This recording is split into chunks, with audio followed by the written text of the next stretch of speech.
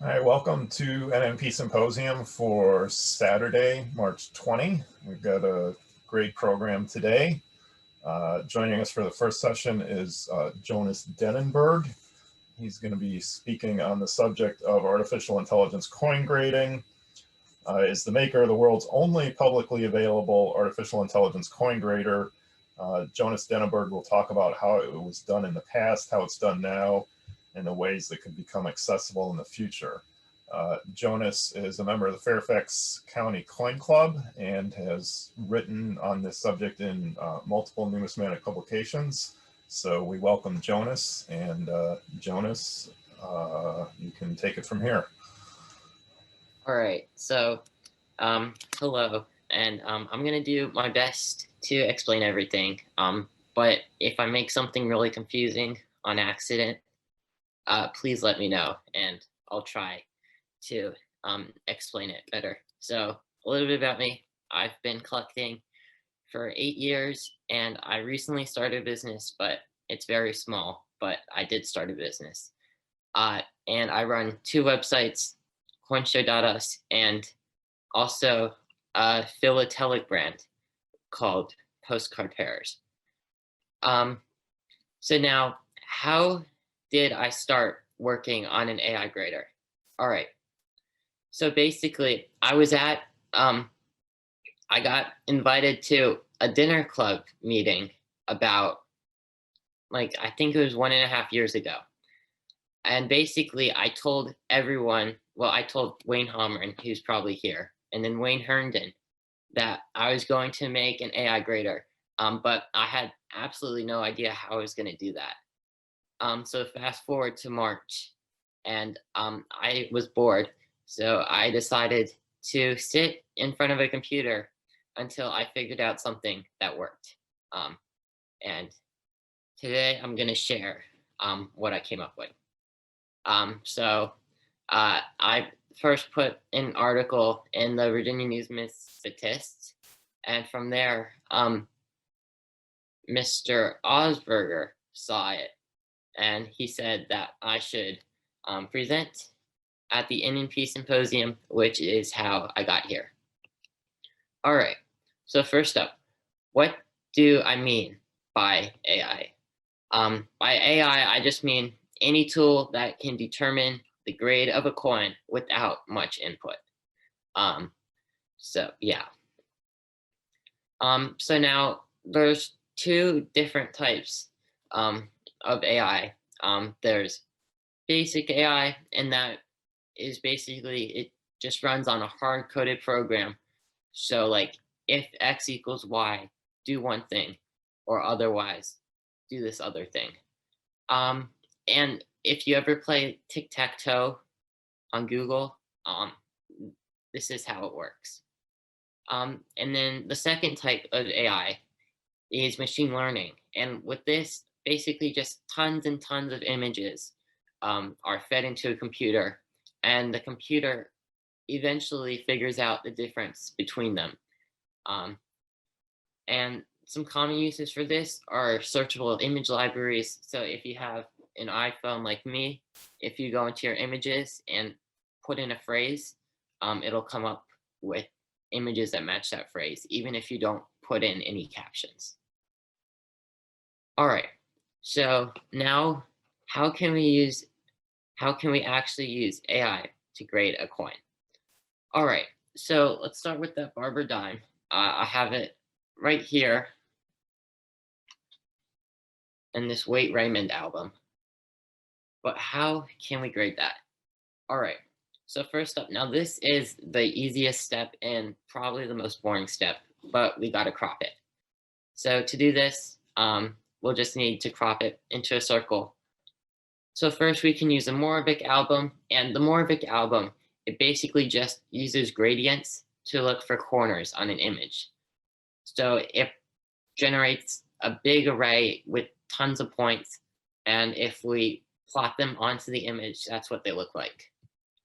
So next we can use those points to create a box that surrounds the coin, box it in, and then after creating that box, we can draw a circle inside of the box, and then that's how we crop our image. So that was, as I said, the easiest step, but it is necessary. All right. So now to begin grading, we'll have to simplify our image into a form that's easier for the computer to read. And now to do this, what I did is I looked to coin rubbings for inspiration. So now, if you've never heard of them before, basically the way coin rubbings work is you take a coin, you put it under a piece of paper, and then you just gently draw over it. So here's on the screen is a rubbing of the barber dime. And now the reason that they were used is because obviously at one point, especially in the 1850s, images were very, very hard to take and very expensive. So instead of taking images of their coins and getting them developed and getting them printed out, well, actually, I'm not sure about printing, but getting them developed, dealers would just put a coin rubbing in their catalog. So as I said, we can take our barber dime image and create a digital coin rubbing. All right. So to do this, I'm going to try to slow down. All right.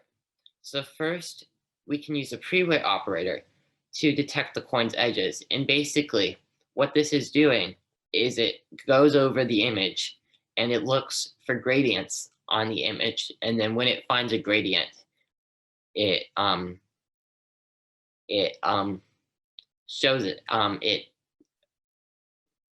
It like draws an edge around it, if that makes sense. So when two gradients intersect, it knows that that's an edge. So this is what the pre-weight operator looks like on the barber dime image. And this is something I did not come up with this. Someone else came up with it like 30 years ago. And it's pretty common. I think it has a Wikipedia page. All right.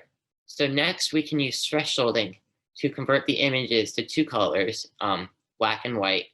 And now if you see watermarks on the images, they're from my website. I put them on and then I did it in a way that made it too much work to take them off. So yeah. All right, so we can use thresholding to convert the images to two colors, black and white. And then we can adjust the threshold intensity to create frames depicting various amounts of detail. So as you can see, I made it so that it creates 26 different frames. There's only 6 on the screen.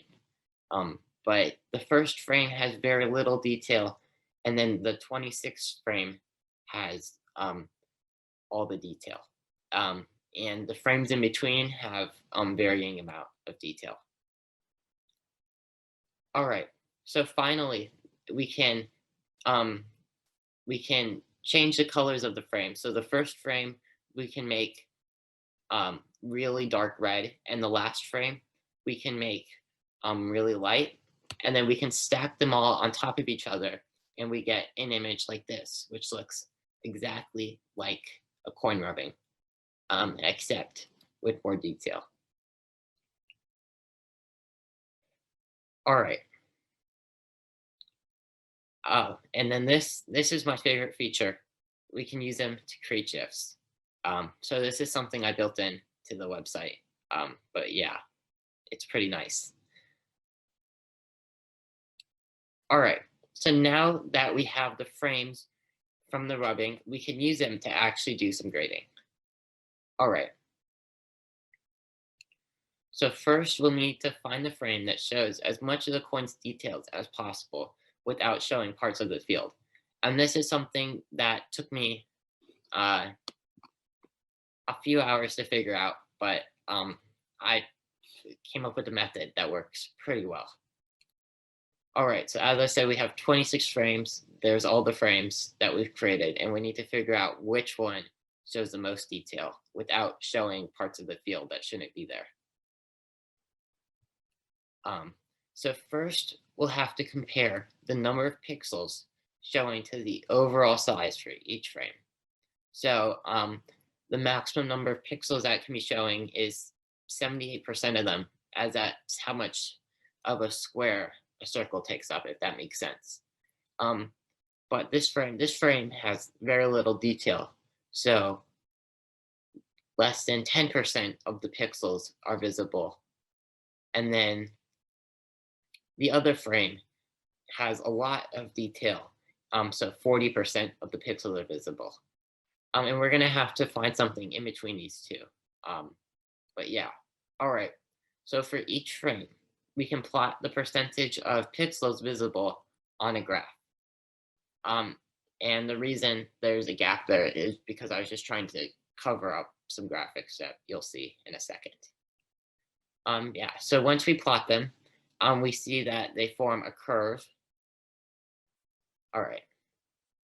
So after we've done that, we need to look at the plot and determine the percentage increase that each frame was over the previous frame. So this is probably the most confusing part of this, but in reality, it's not. It's pretty simple. All right, so the increase between the first two frames that you see on the slide, that's high because as you can see in the 21st frame, there's a lot. Let me repeat that. All right. So in the 21st frame, there's a lot of the field showing, and then in the 22nd frame, there's also a lot of the field showing, and that probably didn't make sense, but I hope you can see based on the slide. All right, and then the increase for the other two frames that are below it, the increase between the two is pretty low because they're just showing edges, if that makes sense. I did a really bad job explaining that slide. Yeah, but once we determine the percentage increase that each frame is over the previous frame, we get a graph that looks like this. So the dotted line is a percentage of pixels visible, and then the black line is a percentage change. So as you can see, it goes up. Well, it starts off going down, and then it gradually goes up, and then it shoots up, and then it collapses. All right, so now we need to find the largest upward trend within the percentage change data. So the largest upwards trend is that big jump where it suddenly increases. And the reason it suddenly increases is because that's where the field starts becoming visible, which is something that we don't want. So if I go back a bunch, as you can see at around slide number 12 or 13, tons of detail starts coming into view. And that's what causes the graph to shoot up, if that makes sense. All right, so once we've determined the largest upward trend within the percentage change data, we can look at that, and the first frame within the largest upwards trend is the frame that we want to use. So the reason that this works is because, as I said, the largest upwards trend, that big jump in the graph, is where the field starts to come into view. And we want an image with as much as the edges showing without the field in view. So we look at the largest upwards trend, and we see the first image, which has a good amount of the edges of the coin showing without without unnecessary parts of the field showing, if that makes sense. I hope it did. All right, so once again, here are all the frames. And now that we've used the graph, we can narrow it down to just this one, which is frame number 14 out of 26. So it's pretty much in the middle of all of them. All right, so now that we've done that, we can actually start grading. Well, we can get one step closer to determining a grade. All right, so to begin, we'll need to analyze the edge detection image. So this one right here, we need to analyze that to determine whether the coin is circulated And if the coin is determined to be in mint state, we'll have to use a special procedure. But if it's circulated, we can just grade it based off of where. All right. So now, before we do this, let me just say that in person, the coin is a fine. It's probably pretty hard to see, but yeah, it's a fine. So, all right. So first, we have to recount the ratio of edges to non-edges.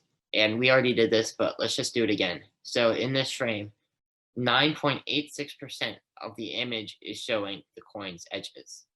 And by edges, I just mean the black lines that you can see in the image. All right, so next we can compare the percentage that we found to benchmarks that we have stored for the coin series.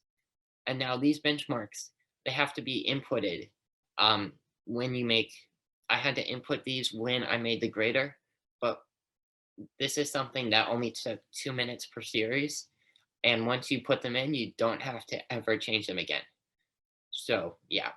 All right, so for Barber dimes, the benchmarks are 10.78% for G4 and 19.69% for AU58.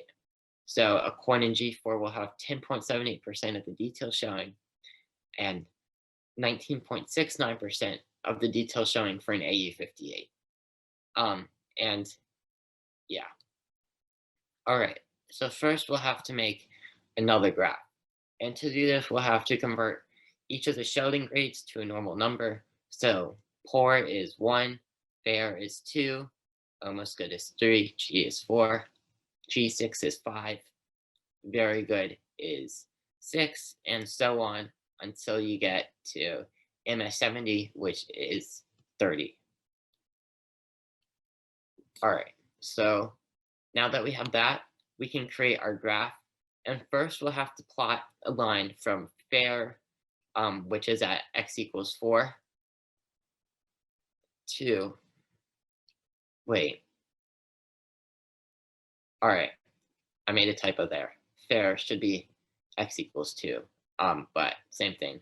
So first we'll have to plot a line from fair, which is at x equals 2, to AU58, which is at x equals 19, and we can do this using the benchmarks. So we just plot a line between the two benchmarks. All right, and now we can place our coin onto the graph. And to do this, we just set y equal to 9.86% and solve for the x. All right, so we find that this coin is a fair, which obviously isn't correct. And this is something that we need to fix. And here's how to do this. So because the grading isn't being done in a controlled environment, we'll have to adjust for the quality of the camera. So to be clear, if this was being done in a lab at PCGS or Annex, or we would not have to do this. But I chose to make it so that it supports any model camera and images of any quality. So to do that, we have to calibrate it when we start using it. So we have to calibrate it to each camera that we use. All right, so there's 2 different ways that we can adjust for camera quality. We can either ask the user to calibrate their camera, or we can automatically detect the quality of their image. So for now, I've chosen to implement calibration. Now, I would like to get rid of that at some point and make it so that it automatically detects the quality of their image. But that's something that I haven't done yet, so I'm not going to talk about it much. So once the calibration is done, grading goes smoothly for all the coins that you try grading afterwards, as long as there are no major changes in camera quality. So what I did is I took a Morgan dollar and I used that to calibrate it. And then after calibrating it, I went back and regraded the Barber dime. And this is what happened. So after calibration, we find that our graph must be shifted downwards by 3 units. And that's because my camera is slightly worse than a professional camera. So yeah, we've got to shift the graph down. And now if your camera is really bad, you've got to shift the graph down even more. And if your camera is really good, you might have to shift the graph up. All right, so now after doing this, we find that we've correctly arrived at the grade of our coin, which is fine. And if we grade 20 other barber dimes after this, we would probably find that it would get it correct at least 80 to 85% of the time, which is not perfect, but it's much better than 50-50 guess. All right, so increasing accuracy. Now, grading accuracy can be increased by implementing averages, and there's two different ways which this can be done. So either by segmenting the image into multiple blocks. So as you can see on the slide, is a barber dime segmented into 4 different blocks. But the more segments that we have, the more accurate it is. In my grader, it's only 1 segment, but multiple segments is something that I'd like to implement in the future. So basically, we split it into segments, and then for each segment, we can do what we just did, and then we can average the results. And segmenting an image also allows us to detect areas on coins that have been worn unevenly. So I find a lot of uneven wear on 2-cent coins and other old copper. So if I added segmentation, I would be able to detect areas that are very weak compared to the rest of the coin. All right, let me go back. And then the other way that we can do it is by asking for multiple images. And this is also something that I would like to implement, or better yet, I would like to make it so that you can just upload a 2-second video and it'll take the 48 frames and analyze each of those and average it together. But the reason I haven't done this is simply because I don't have enough processing power to make that work without it taking 3 minutes to grade each coin, which is something I don't want, but it could be done. All right, so now we've seen how we can grade circulated coins, but what about mint state coins? Grading mint state coins is a lot more complicated, but it can still be done. All right, so if a coin falls above the red line on the graph, then we know it has to be mint state. So since it is mint state, we cannot grade it by looking at the wear, and we have to apply special rules to it. All right, so the first thing that we can do, well, there's 4 different things that go into mint state grading. Well, 4 different main things. Marks and spots, hairlines, luster, and eye appeal. And if you go into the ANA grading guide, you'll see those 4 different things referenced. All right, so the first thing that we need to analyze is a coin's marks and spots. And I didn't put any text on the slide, but I'll tell you what's happening. All right, so first it's taking the edge detection image that we created previously for the circulated coin grading. And we can take that, okay, we can take the edge detection image and put the Moravec algorithm on it. And so the Moravec algorithm will take the edge detection and generate a big array of points, which is what we see here. And then we can analyze that big bunch of points. And what we can do is we can look for spots that are red but don't have anything surrounding them.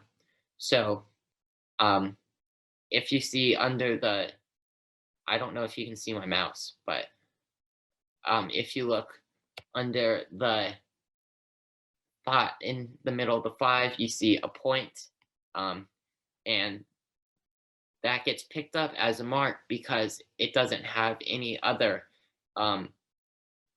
points surrounding it. Now, if it had other points surrounding it, the grader would assume that it's one of the part of the coin's details, and it wouldn't pick up on it. So as you can see in figure 3, those are all the marks and spots that it was able to detect on 5 latte coin. And it didn't get all of them, but it got a pretty good amount. And some of them I wouldn't have even noticed if I was just looking at the image um, without it. All right. So number 2 is hairline detection. And this is something that I've added that doesn't work nearly as well as the spot detection, but it still works pretty well. All right. So first what we have to do is we can take the edge detection image and we can apply the Moravec algorithm on it again. The same thing we did for the edge detection image. And then we can look for 24 by 24 pixel spots that are completely red. So as you can see on this coin, it's covered in tons of them. All right, so once we found a 24 by 24 spot, we can look at the same spot, but on the edge detection image, which is figure 1. And if in that spot, the number of black pixels is less than the average number of black pixels for a 24 by 24 box, then we know that that area has hairlines. And the reason we have to do that is because if we don't, then it'll think that the edges of the coin are hairlines, which is something that we don't want. All right, so now toning detection. This is one of my favorite parts. So here is some sort of British coin, which has some nice toning. And all right, so first we need to know about the Sunnywood classification system, and it's used to measure toning on silver coins. And it outlines 25 different colors that commonly appear. So while it's made for silver coins, we can also use it to determine eye appeal on nickel and copper nickel coins. We can't use it to determine eye appeal on copper coins, but we can use it to determine eye appeal on silver coins. So even though this right here, this isn't silver, but we can still use the Sunnywood system on it to determine its eye appeal. All right, so we can create a palette of all of the Sunnywood colors, and then we can also add some shades of gray. So I used the Sunnywood colors, and then I added 25 different shades of gray. And the reason I add the gray is because if I don't, then the computer will see the gray. And because if I don't add the gray, then the computer will think that parts of the coin that aren't toned are toned because it doesn't have any other colors to match them to. So the gray basically wipes out all the non-toned areas, as you can see on the image. All right, so now after doing this, we have to remove the edges of the coin from the image. And the reason we have to do this is because if we don't, then the computer will think that the shadows on the coin are toning, which is something that we don't want. So if we didn't do this, then the computer would think that it had black toning as the edges all have black around them. But now that we've done this, the edges are gone. And then we can now analyze this image to determine what colors of toning the coin contains. And we find that it has medium gold, amber, russet, and orange toning, which is pretty accurate. And yeah. If I was grading it in person, I would say that I would think that it just had medium gold and amber. And I probably would not pick up on the russet. So I think that's pretty nice. All right, so now here's a very tone coin, and I got this off of PCGS CoinFacts.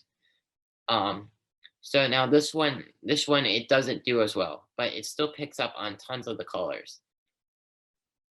So as you can see, it picked up on the gold, the amber, the russet, the burgundy, the blue-green, the deep green, and the glossy black, which is pretty good. All right, so now that we've done, okay, and with the toning that we detect, we can put that into a system to determine how eye appealing the toning is.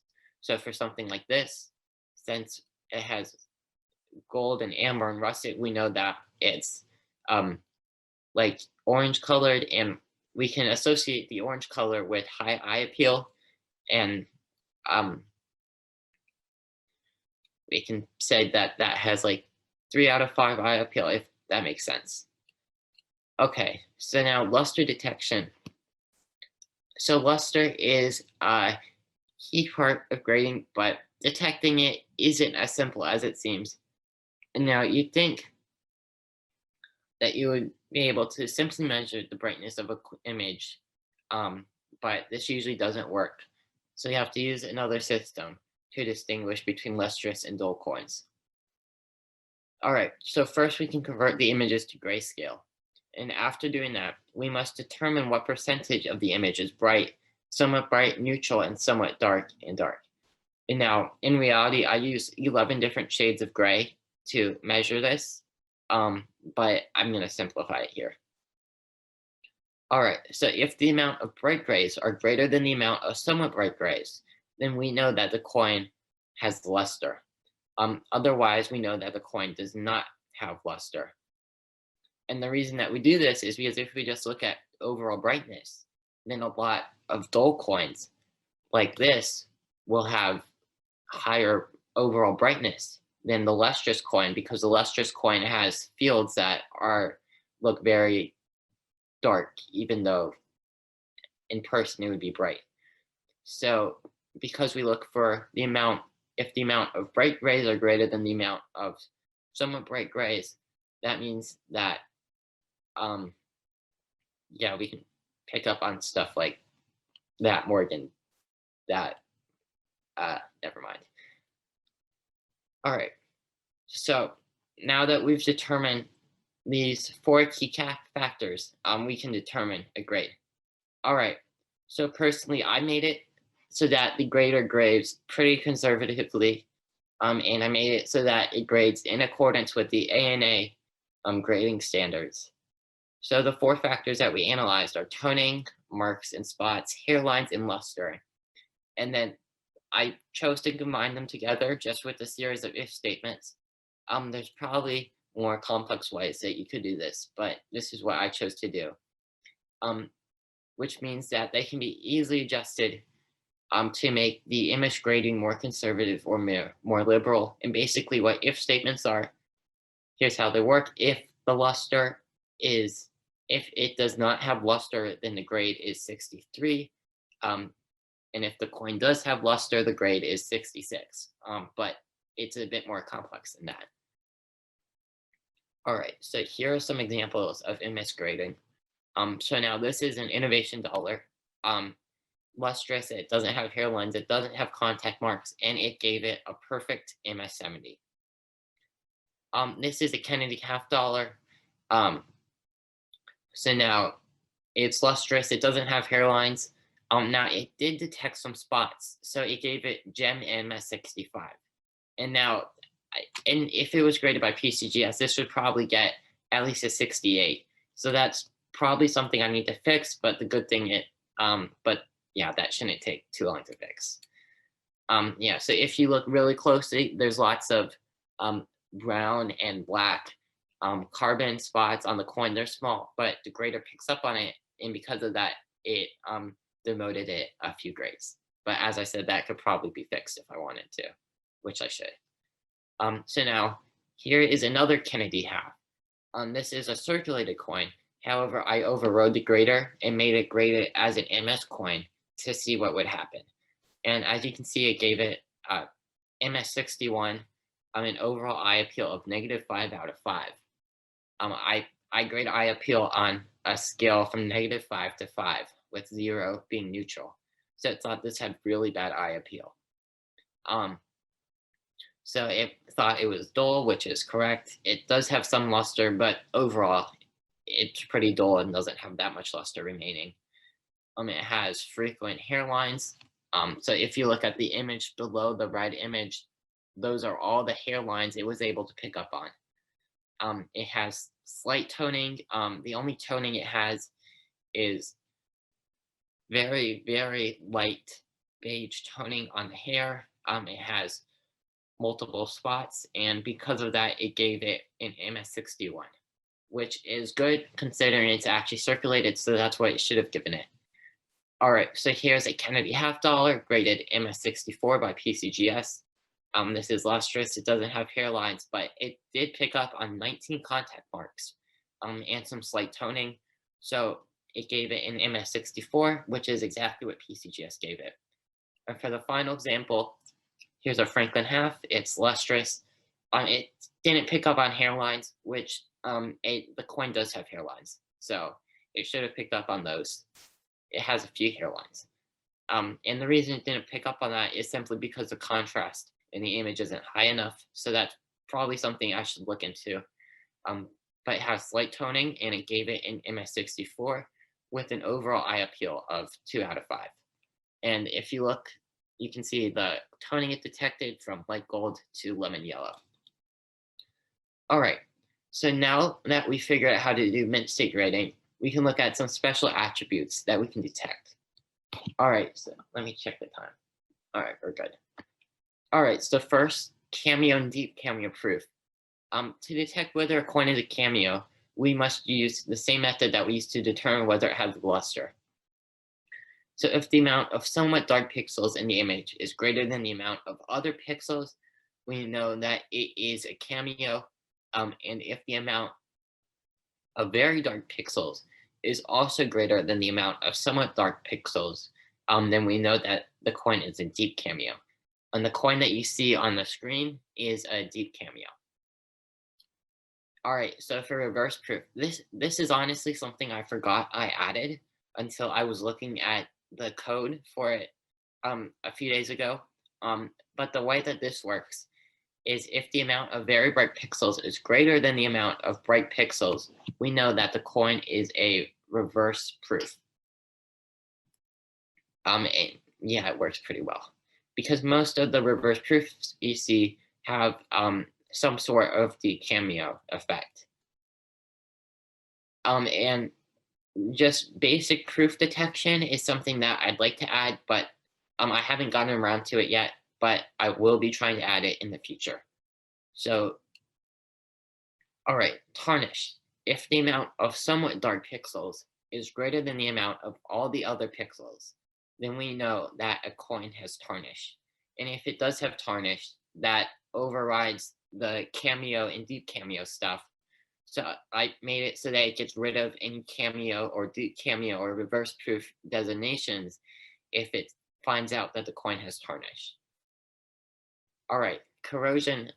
If a copper coin has a large amount of green toning, then we know that it is corroded. And then for copper color grading, it kind of uses the same method that the toning detection uses. So we can do it using the same method that we use to detect toning. And basically, I made it so that it gives it a palette of different shades of red and brown. And then I made it so that it measures how much of each color a coin has. And if it's mostly red, then we know that's a red. If it's mostly brown, then we know it's a brown. And if it's a brown with any hints or traces of red, then we know it's a red-brown. And the 3 copper color grades are red, red, brown, and brown. And if we wanted to, we could expand this so that it used the EAC copper color grading system, which has, I think, about 20 or 25 different colors that apply to early, large cents, and half cents. All right, so if you want to try it, there is a link. It's free. Using it helps to improve it. And you need an account, but using it is free.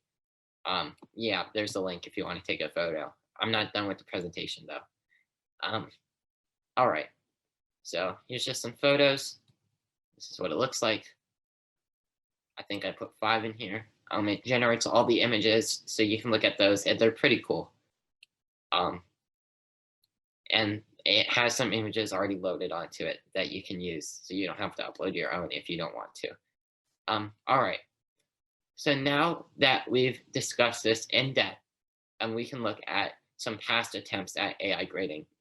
And all of this is stuff that I've been able to dig up just by looking at the patents that have been registered for this type of stuff. All right, so first is the CompuGrade patent, and this was filed in 1987. It was invented by Henry A. Merton. I think he I think he might be dead, but I'm not entirely sure. And it was assigned to CompuGrade, as I said. And basically, the gist of it was that it proposed dividing a coin into grading areas based on relevancy and then looking for detracting marks in said areas. So as I said, that if we segment a coin, we can make the grading more accurate. Well, the CompuGrade patent basically uses the same approach. And it also says that in automatic analysis of each coin's side surface, they determine a mint luster value, surface wear value, strength of strike indication, and whether artificial treatment of the coin has occurred should be conducted. And now it didn't actually say how to do this stuff, but it said that it should be done. And now this method appears to work well for mint state coins. However, it's unclear how well it worked for circulated coins. I've never seen a circulated coin in a CompuGrade slab. And I believe they only slabbed Morgan dollars, Peace dollars, and Kennedy half dollars, but don't quote me on that. All right, so these are CompuGrade slabs. I pulled those off of Coin Talk, so those are not my images. I need to get a CompuGrade slab, but I do not have one yet. So those are the slabs. There's an ad from the numismatist. As you can see, their motto is to is human. And then they also made CompuGrade tokens. And I discovered this on the PCGS forum because somebody was trying to sell one. But someone bought it before I could buy it. And the only one I can find for sale is on eBay for $29.99. So I have not gotten one yet, but I'd like to get one. All right. So next up, we get to talk about PCGS. So they've done 2 attempts at AI grading. The first was in 1991, and I don't know what happened to this, but they don't seem to use it anymore. But basically, the patent recommended the use of a light box to take images. So as I said, this is like a lab environment, so no calibration or any of that type of stuff would be needed. But the coin would have to be placed on a circular rotating disc, and the images would be processed. The images would be taken by a camera inside the light box, and then they would be processed by a sophisticated computer program. And here is a diagram of their computer program. A lot of stuff. Yeah. I think it's a hand drawing. Well, it is a hand drawing.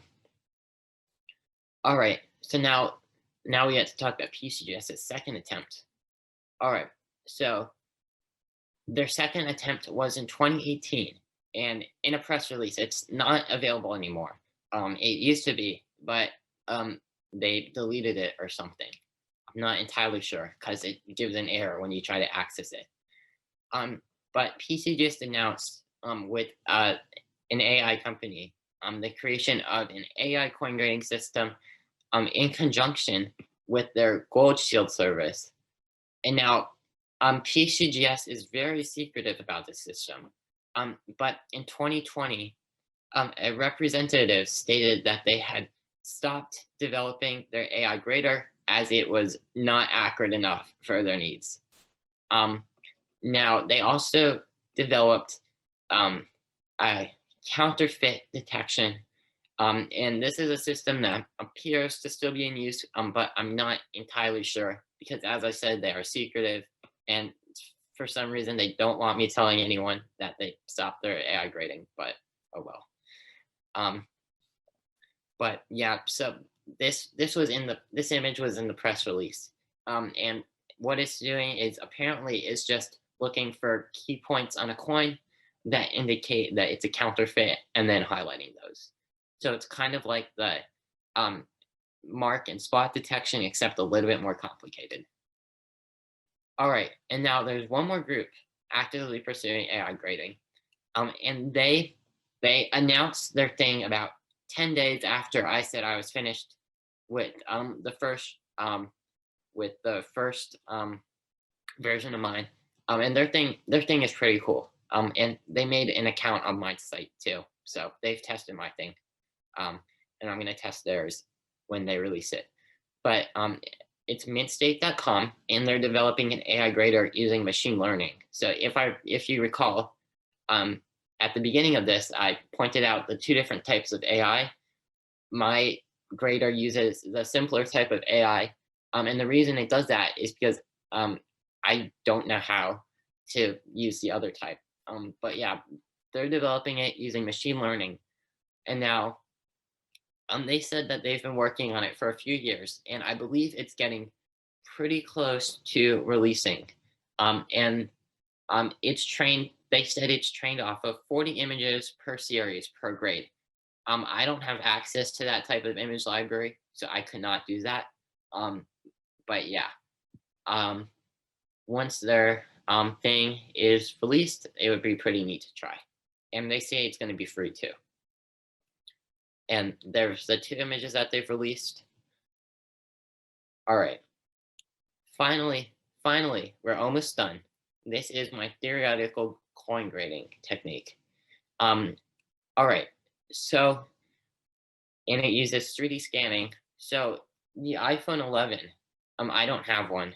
And I have one of these. This is not an iPhone 11, but the iPhone 11 and the newer iPad Pros, they come with a built-in LiDAR sensor, which can be used to create 3D scans. So here it is creating a 3D scan of a bus. They've also been used to create 3D scans of entire rooms, which I think is pretty cool.